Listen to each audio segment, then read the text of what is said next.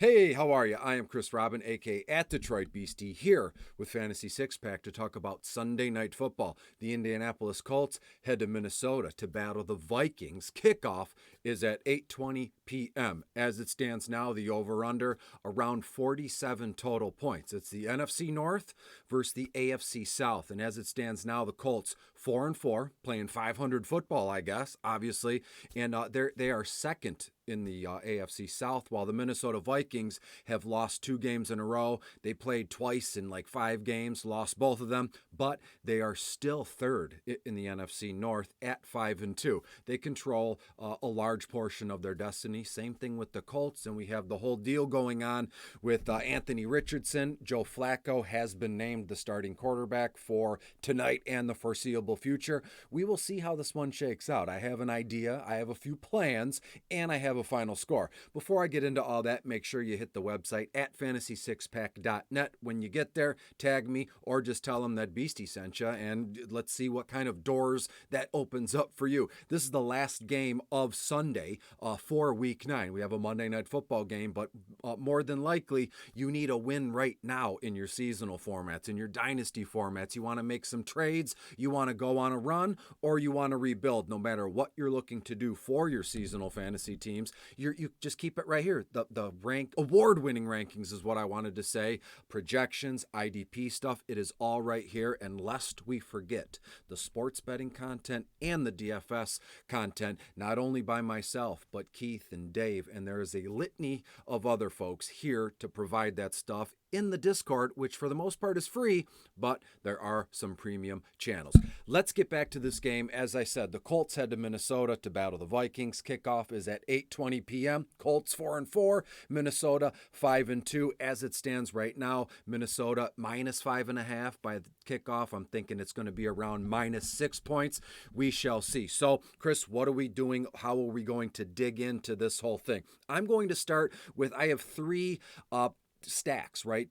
There 3-player stacks, and then you can, pick and choose what you do after that. But it's the initial, or it's the easily built, Minnesota stack with a Colts bring back, and vice versa. The Colts stack with a Minnesota Vikings bring back. And right now I have Sam Darnold stacked with Justin Jefferson, and the bring back is Downs. And when we look at Flacco and Downs as our 1-2 combo, and when I say 1-2 combo, I mean MVP flex and vice versa. So Sam Darnold and Justin Jefferson and Downs, you would take Darnold and Jefferson MVP flex. So it would actually be 2 lineups. If you can afford that, have at it. You can play the nickel contests if you just want to try this out or log the results, whatever you're into. So I said Darnold and Jefferson, and the bring back is Josh Downs. On the other side, Joe Flacco, Josh Downs, Colts 1-2 punch with Justin Jefferson as the bring back. And then the third one is a running back MVP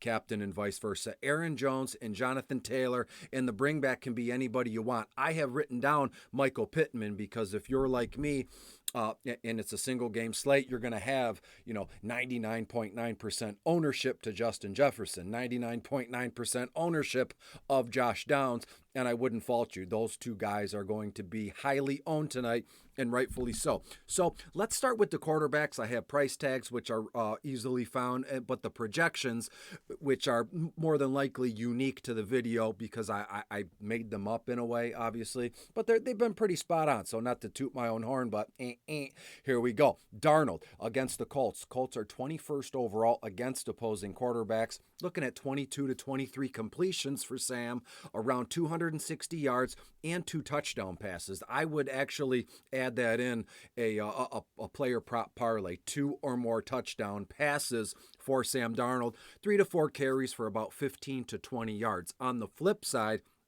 Old Man River, Joe Flacco in Minnesota. Vikings 23rd overall against opposing quarterbacks. I'm looking at Joe Flacco, 21 to 22 completions, around 245 to 250 passing yards, and 2 touchdown passes as well. So right off the bat, we can have a Darnold and Joe Flacco parlay, boom, boom, 2+ touchdowns apiece. I think tonight is going to be a fantastically, watched and ran game. A ton ton of points. I have it over the 47, if that makes sense, by a point or two, but that would be on par with the over-under with my final score. When we look at the running backs here, this is where I should have dropped the allowing only X amount of rushing yards a game, Minnesota Vikings. But hey, we will persevere, as they say. Aaron Jones against the Colts right now. Indianapolis 20th overall against opposing running backs. You're looking at Aaron Jones, 16 to 17 carries, 80 yards, a touchdown on the ground, 2 to 3 receptions for another 30 yards. So I got Darnold with 2 touchdown passes and Aaron Jones with a touchdown on the ground. So if you've done some math, I have Minnesota to score, as it stands now, at least 21 points. When we get to Justin Jefferson, we'll get to 28 points. So we're cruising towards a fantastic end to this game. When we look at Jonathan Taylor, he is back with a vengeance, right? He missed a handful of games with some sort of ankle injury, but he has 300-yard or more games rushing on the ground. I think we're going to fall just shy of that tonight. 100 all-purpose yards, but I only have 19-20 carries, just an absolute ton of work for 85 yards and a touchdown on the ground to go along with 2 to 3 catches for another 20 yards. There's not much you can do to stop Jonathan Taylor, on a week-to-week basis, when he's active, when he's healthy, when he's playing. When we look at the wide receivers, Justin Jefferson, Josh Downs, Michael Pittman, I have a little 3-headed combo monster for, off to the side where we can just pluck from the player pool to get in there. But as it stands now, there's no surprises, no shocking, updates here. It's all about Darnold, Flacco, Aaron Jones, Jonathan Taylor, and you look at Justin Jefferson, Josh Downs, and Michael Pittman. It's 3, 4, 5. That's my 7-headed player pool, with the addition of Jordan Addison, Alec Pierce, and the rookie Adonai Mitchell, with TJ Hawkinson looks to be back, but how much work is he going to get? Let's start with Justin Jefferson briefly. You know what you're going to get here. We're coming up on 8 to 10 minutes of the video. 10, 11 targets for Jefferson, 7 to 8 receptions, 100 yards, and a reception touchdown. That projection is probably one of the easiest any person can do across the board when it comes to sports, right? And when you look at Josh Downs,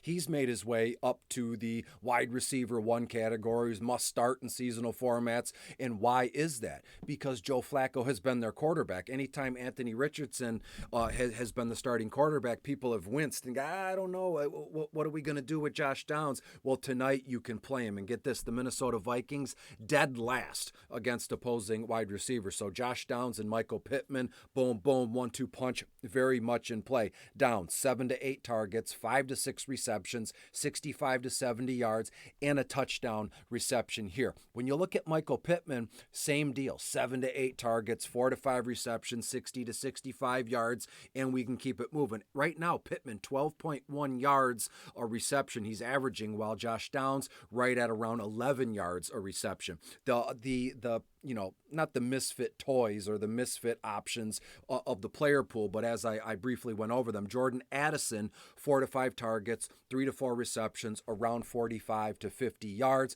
The Colts 18th overall against opposing wide receivers. Addison was a disappointment last week. I feel like they're going to make it a point to get him the football a few times, maybe even once or twice in space, and let's see what you can do, kid, because Addison has everything it takes to be a star wide receiver in unison with Justin Jefferson. Right now, 16.5 yards a reception he's averaging, just needs the ball a few more times. Alec Pierce is still, well, as of this video, I haven't, tabulated and computed all the other wide receivers that have played today, but as of this recording, Alec Pierce is leading the league in yards per reception, 24.6. The week prior was 25.5. Does he get more action tonight? Absolutely. And let me remind you, Minnesota, dead last against opposing wide receivers, 3 to 4 targets, 2 to 3 receptions, around 35 to 40 yards. My one, wild card could be the rookie Adonai Mitchell, 3 to 4 targets, 2 to 3 receptions,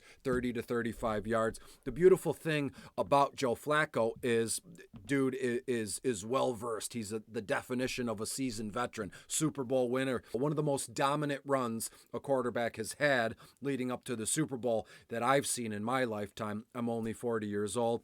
Hey, it is what it is. When we look at everything else, TJ Hawkinson is in play for me as well, as kind of, that fourth or fifth player in the lineup. I'm thinking, 4 to 5 receptions, 40 to 45 yards. Minnesota would be wise to kind of ease him back into the game action. Although TJ Hawk is a monster. He'll always be a monster, and he's just a stone cold stud at the tight end position. And there was a time not too long ago where he was an absolute target monster, even with Justin Jefferson on the field. I think we get back to that, not tonight per se, but in the future. So any Minnesota Vikings primetime games in the future, keep a reminder that more than likely I will mention TJ Hawk as a stud target monster. Mo Alley Cox, Kylan Granson, you're looking at probably 20 to 25 yards together combined for both of these guys. When you look at the DSTs, the Vikes, the Colts, you could go either way. I have the Vikes for 2 to 3 sacks. I have the Colts 3 to 4 sacks. Both teams with an interception, both teams with a fumble recovery.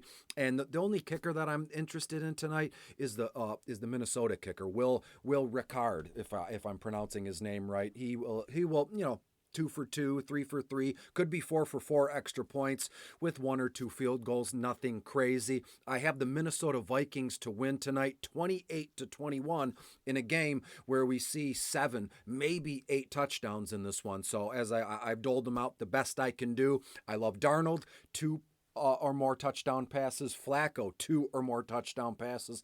Aaron Jones with a touchdown. Jonathan Taylor with a touchdown.